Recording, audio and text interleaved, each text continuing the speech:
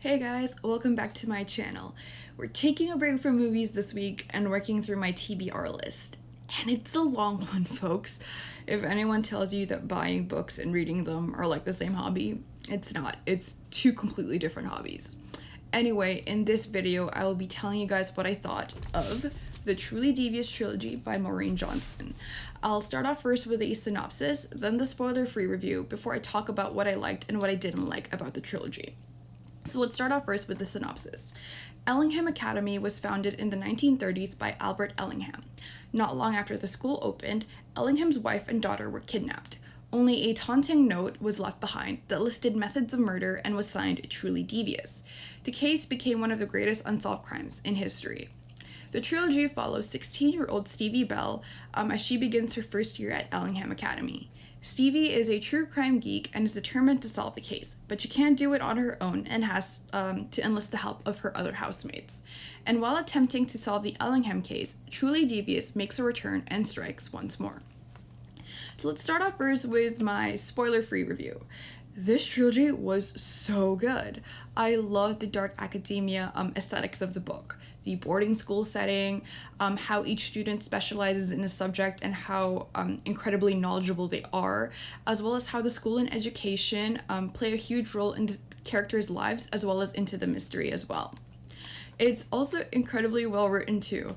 Mystery stories have a great plot structure, and it's so amazing being fed like these little clues throughout the story and watching it all come together. But at the same time, there's still like plot twists that make sense, and it just didn't seem to come out of the blue. It was intriguing enough that I stayed up until 2 a.m. to finish the second book. And if that's not an indication on how captivating and compelling the story is, I don't know what would be. The pacing was a little slow at the beginning of the first book, but it starts to pick up about halfway through and continues with that throughout the rest of the trilogy.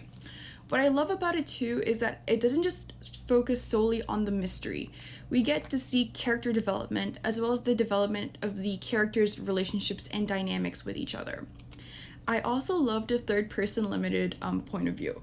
It's not a super big thing, but I personally am not a fan of first-person perspectives. Third-person limited is just a lot easier to follow along, and it's not just limited to a single person's perspective. Plus, I get kind of tired with the usage of the word I in first-person perspective stories. So overall, it's such a great trilogy, and I highly recommend reading it if you're looking for a great mystery read. Now that I've given my spoiler-free review, I'll be talking about what I loved about the trilogy. This does contain spoilers, so if you haven't read the trilogy yet, or you're not yet done reading it, I highly suggest that you skip this part of the video. The first thing I loved was the overall structure. While the story did primarily take place in the present time, I loved how it would also jump back to the past. In jumping to the past, not once, but consistently throughout the trilogy, we get to better understand the characters who were involved in the Ellingham case. It also allows us to better understand the mystery too, because not only do we hear about it from Stevie's perspective in the present, but we get to see it play out.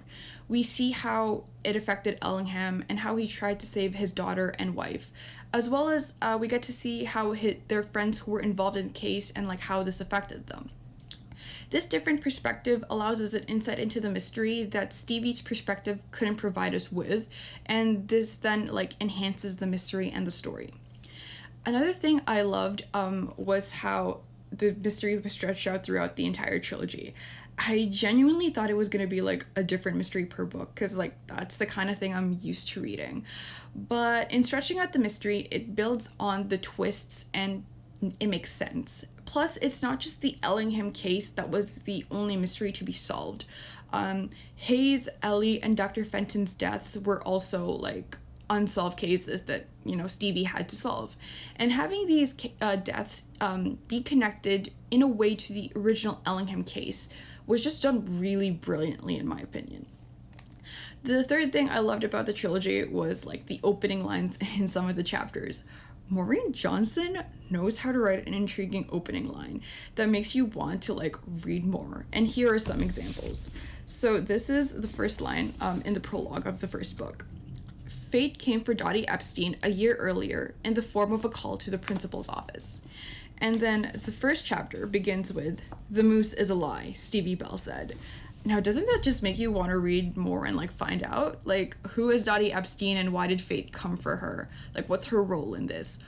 Why is the moose a lie? Like, it's funny, but it's also like interesting enough that it makes you want to go, huh, I want to read more. So those were the things I loved about the trilogy. And now for the things I didn't like, which was really just two things. The first and major thing was the really weird and awkward attempt at a love triangle in the third book between Stevie, David, and Hunter. I thought it was weird because, okay, Stevie was 16 and David was 17, which was fine. But Hunter was a first-year university student, so the age difference between Hunter and Stevie just weirded me out. And even though nothing did come of it in the end, just the implication that he was into her, it's just weird with a capital W. The other thing I didn't like, and this is a major spoiler for the trilogy, so again, if you haven't read the trilogy or you're planning on reading it or you're not yet done reading it, like skip this part. So the other thing I didn't like was how the Truly Devious note ended up being a genuine prank that was done in bad timing. Like, it made sense, like, you know, as a red herring to the case, but it also felt like a weak choice because it was the only clue, like, to the case for years.